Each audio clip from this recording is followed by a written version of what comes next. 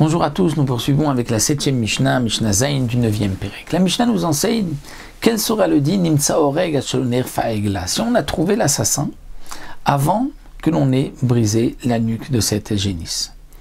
Eh bien, Tetse Vetire Baeder. La bête est profane, on la laisse, elle va aller être dans les champs, c'est-à-dire qu'elle peut être ensuite utilisée par n'importe qui, elle n'a aucune kdusha.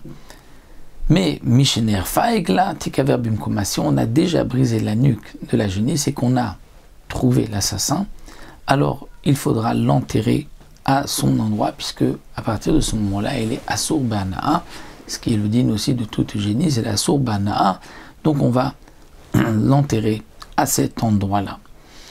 Pourquoi? Pourquoi on a amené une génisse? Parce qu'on avait un doute qui est l'assassin.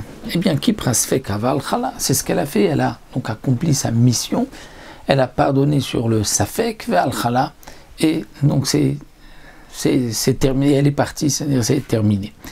Donc la Mishnah vient nous dire, si on a brisé sa nuque, on l'enterre à son endroit, comme si la mitzvah avait été faite. On a trouvé l'assassin après.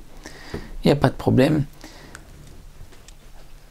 La génisse qui a été apportée a fait ce qu'elle devait faire, le fait de l'avoir brisé la nuque, on a apporté cette kapara, puisqu'à ce moment-là, on ne savait pas qui était l'assassin.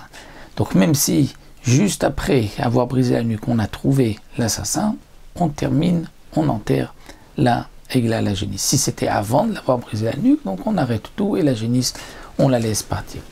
Mais la Mishnah nous dit, attention, si on a brisé la nuque de la bête et qu'on a trouvé l'assassin et qu'il y a des témoins, on le tuera.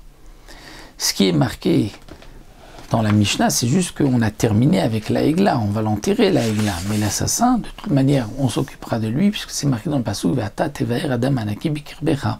Tu devras donc